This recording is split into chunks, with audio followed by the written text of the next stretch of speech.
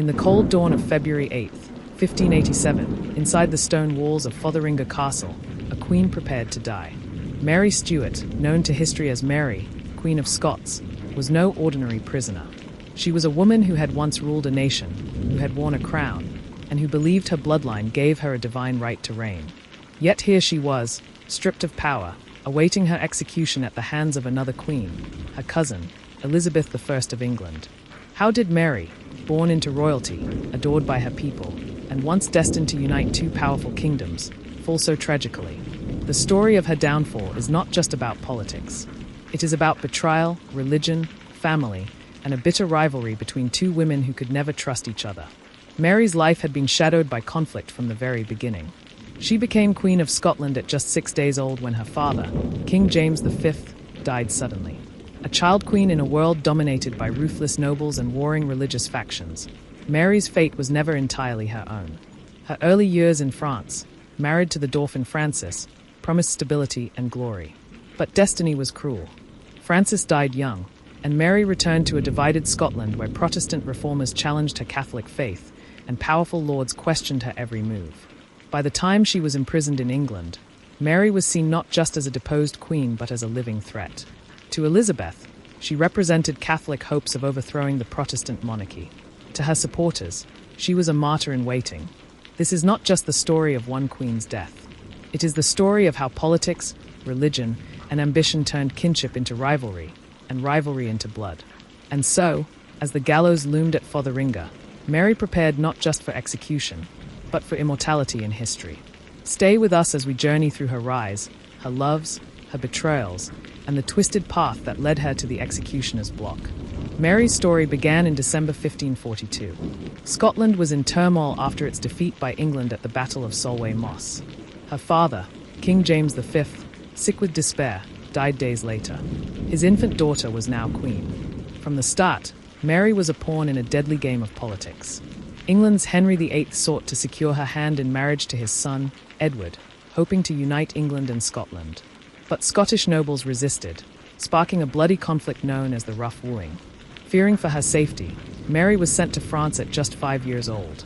There, she was raised at the glittering French court, educated in languages, music, and diplomacy. She grew up alongside the Dauphin, Francis, who would become her husband. For a time, her life seemed charmed. France was powerful, wealthy, and Catholic, everything Scotland was not. When Mary married Francis in 1558, she became Queen Consort of France and seemed destined to rule over two nations. But fate intervened. Francis died 2 years later from illness, leaving Mary a widow at just 18. Her dream of being Queen of France ended overnight. She returned to Scotland, a land she barely remembered, to face a hostile nobility and the rising tide of Protestant reform led by men like John Knox. She was a Catholic queen in a Protestant country, a dangerous contradiction. Still, Mary believed in her divine right. She was determined to rule. But the Scotland she inherited was not the France she had left behind. It was divided, suspicious, and ready to test her every decision. Her return marked the beginning of a downward spiral that would lead her closer and closer to the executioner's blade. Mary's rule in Scotland was plagued with challenges, but her greatest mistake may have been her choice of husband. In 1565, Mary shocked her court by marrying Henry Stuart, Lord Darnley. At first, the union seemed politically wise.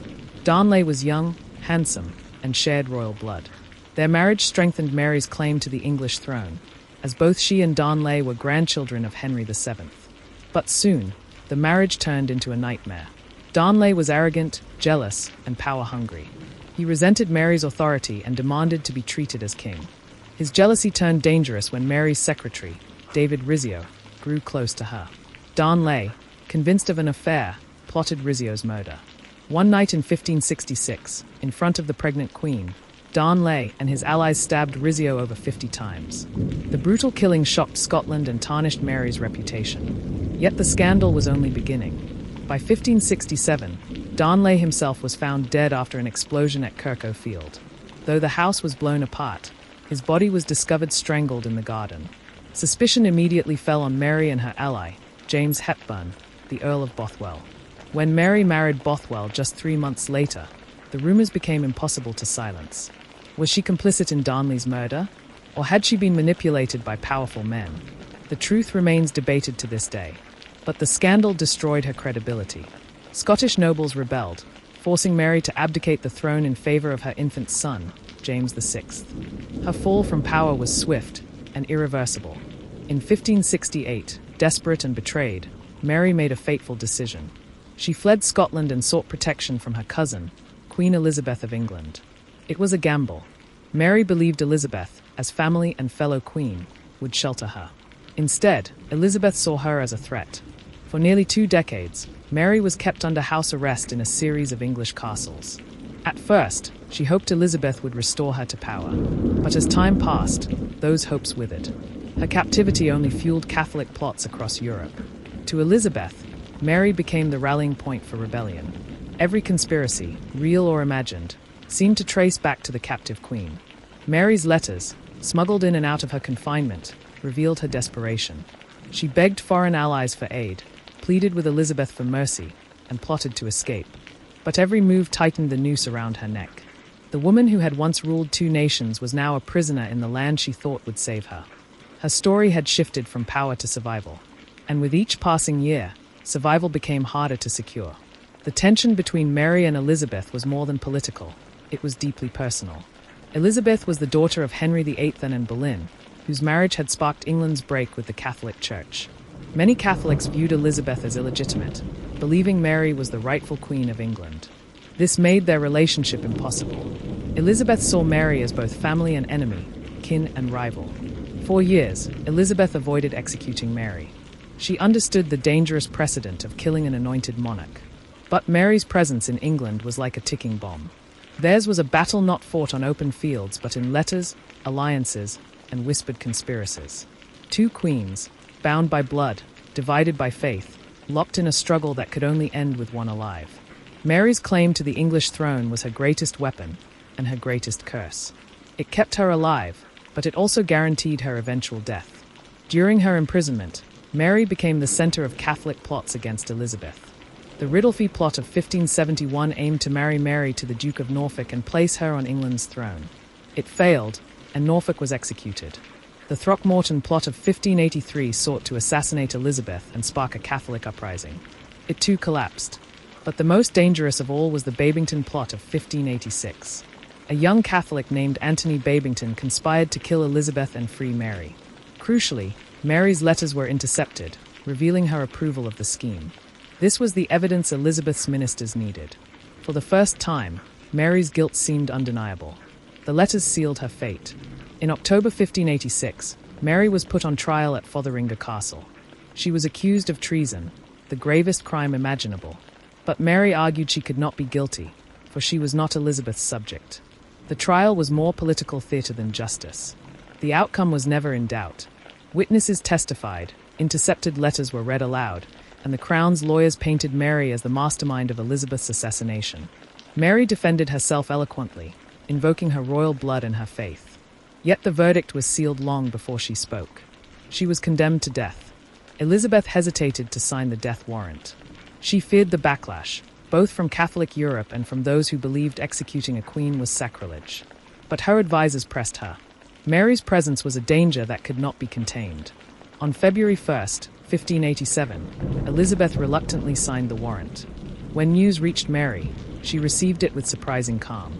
After nearly 20 years of imprisonment, her fate was finally decided. She prepared herself not just for death, but for martyrdom. On the night of February 7th, 1587, Mary spent her final hours in prayer. She wrote farewell letters to her family, her supporters, and even to Elizabeth. In them, she forgave her enemies and declared her innocence. Her servants wept as they prepared her clothes, rich black with a crimson underskirt, the color of martyrdom.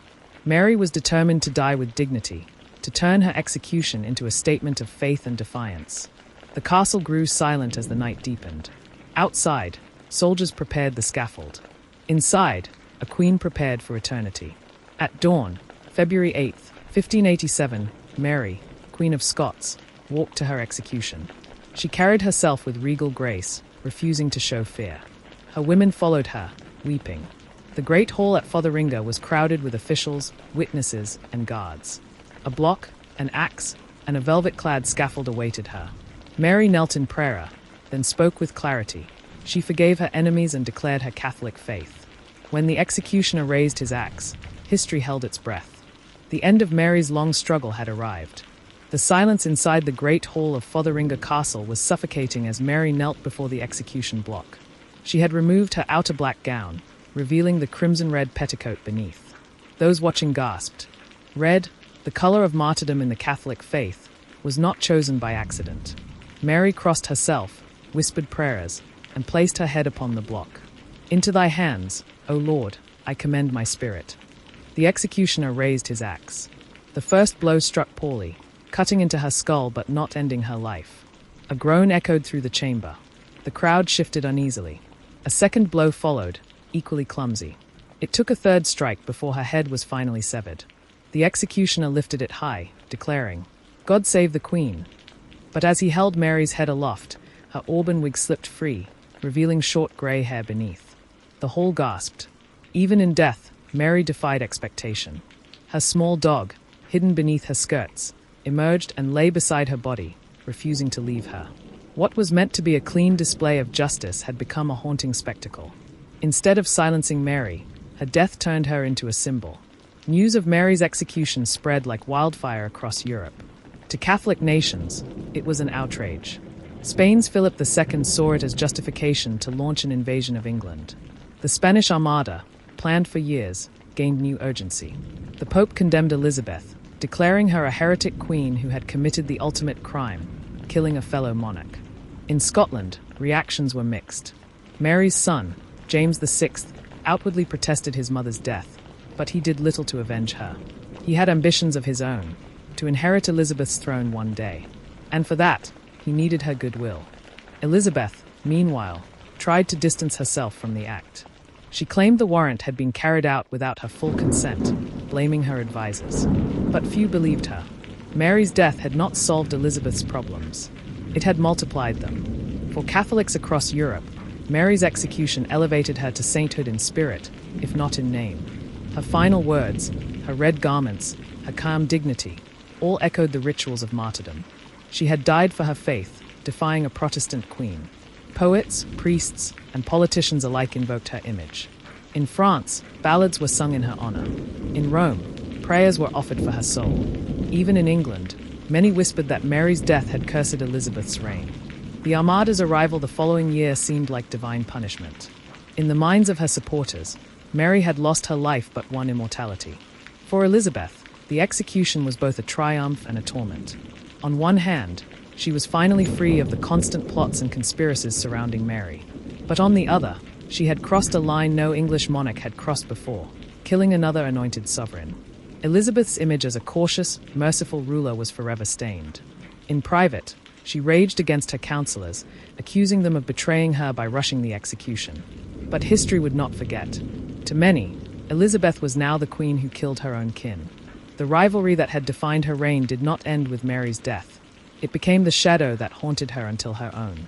Mary did not face death alone. Her servants, many of whom had stood by her throughout her imprisonment, became the guardians of her legacy.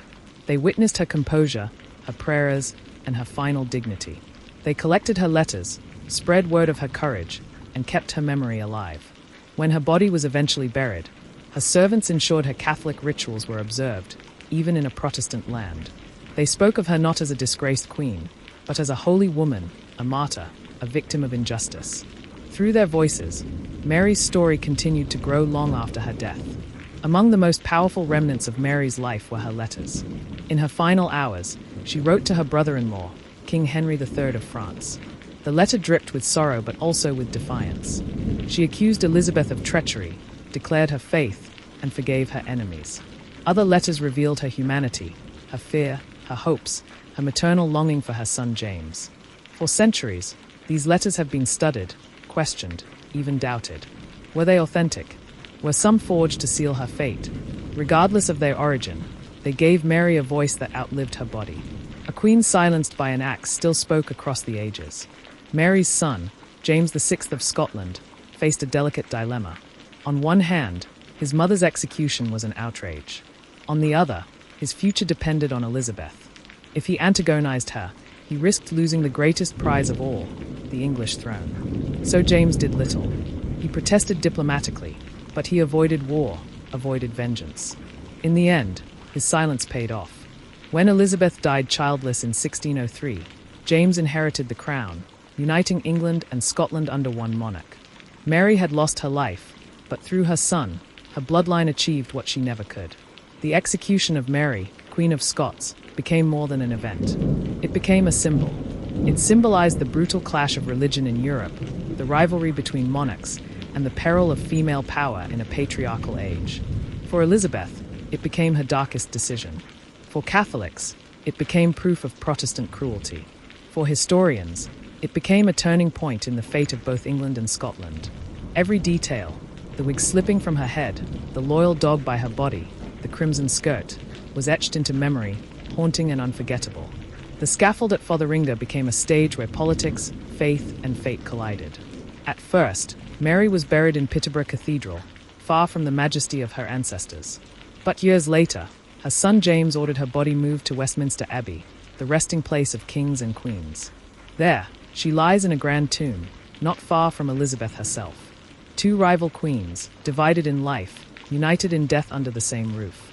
Visitors to the abbey often pause at Mary's tomb, struck by its grandeur. For some, it feels like James's final tribute to a mother he could never save. For others, it is a reminder of how politics can twist even family bonds into betrayal. In death, Mary finally claimed her place among England's royals, something she had fought for in life but never won. Mary's story did not end in 1587. It echoed through generations. Her execution shaped England's future, fueling wars, rebellions, and religious divides. It inspired writers like Schiller and composers like Donizetti, who turned her tragedy into art. For Catholics, she became a saintly figure, a queen who died for her faith. For Protestants, she remained a dangerous conspirator, justly executed. But perhaps the truest legacy is this: Mary's bloodline triumphed. Her son, James, united England and Scotland. Her descendants still sit on the British throne today. The woman who died as a traitor became the ancestor of kings. Her execution was meant to erase her. Instead, it immortalized her. If this story gripped you as much as it did me, don't forget to hit like, subscribe, and share. Mary, Queen of Scots, lived and died in a world where power, faith, and betrayal collided. Do you think she was guilty of treason, or was she truly a victim of political murder? Let us know in the comments below. And stay tuned for more chilling stories, only here on True Crime Hub.